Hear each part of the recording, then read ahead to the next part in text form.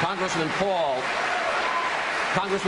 you say that President Obama is not too soft on Iran. You say that he is too tough on Iran. I want to put up some of your statements. Sanctions are not diplomacy, you say. They are a precursor to war and an embarrassment to a country that pays lip service to free trade.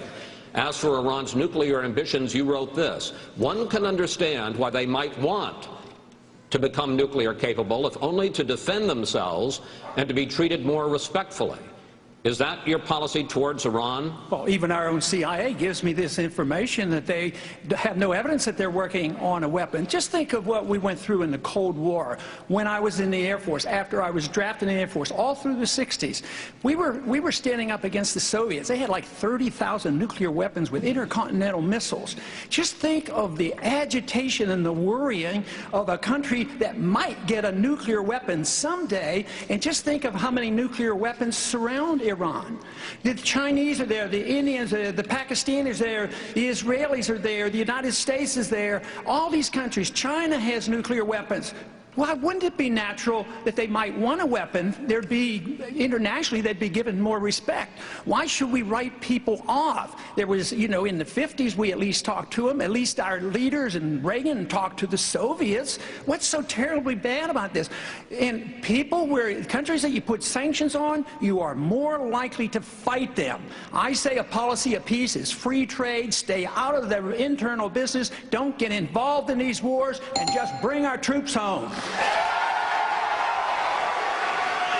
Congressman Paul, I want to just give you 15 seconds. I want to just make sure I understand. So your policy towards Iran is if they want to develop a nuclear weapon, that's their right, no sanctions, no effort to stop them. No, I think that makes it much worse.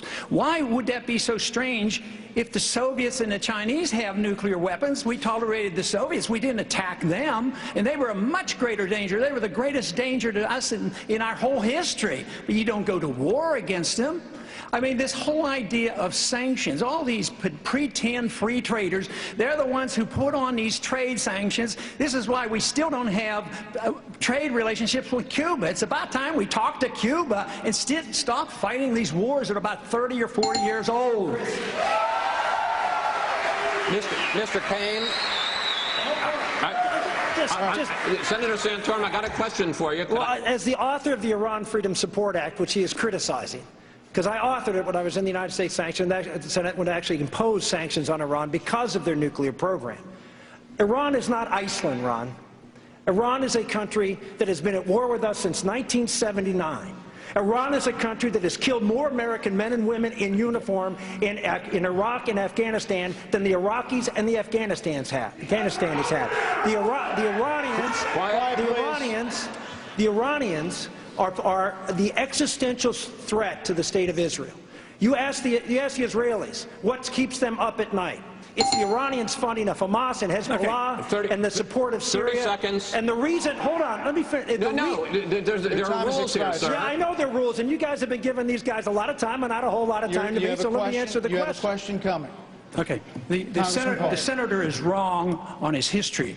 We've been at war in Iran for a lot longer than '79. We started it in 1953 when we sent in a coup, installed the Shah, and the reaction, the blowback came in 1979. It's been going on and on because we just plain don't mind our own business. That's our problem. Mr. Kaine. Mr. Kaine, you told Bill O'Reilly in June